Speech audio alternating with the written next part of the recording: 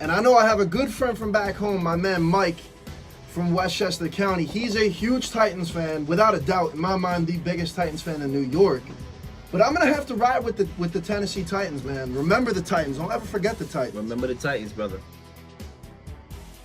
After what they did to Jacksonville, yes, I know it's Jacksonville, but I don't care because I have seen Ryan Tannehill do great things for this Titans offense, turn it around, quite frankly.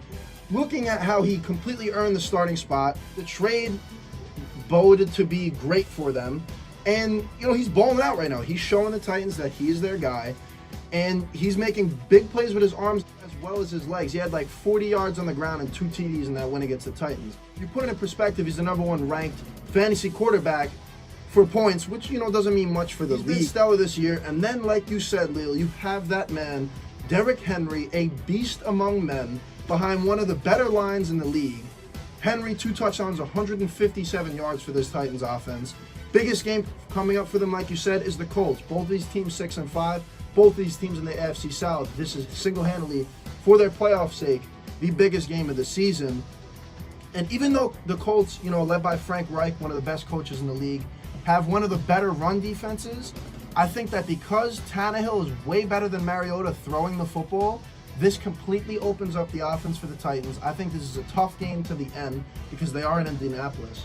But Tannehill's ability to throw the football very effectively in these past few weeks, they did beat the Chiefs before the Jacksonville Jaguars.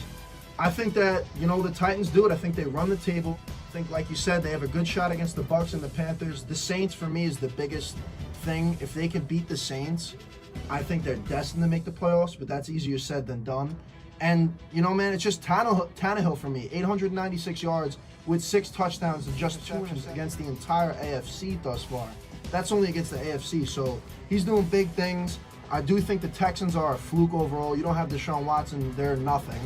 And I think the Titans are rolling on a 2-game win streak, and I think they can beat the Colts this Sunday. Have Deshaun Watson. Yeah, that's what I was going to say. They do. That's what I was going to say. So since they have Deshaun Watson, there's no fluke anywhere. But Deshaun I still Watson believe is the team. I still believe the Titans can beat them because they play the Texans 2 more times. It's certainly possible.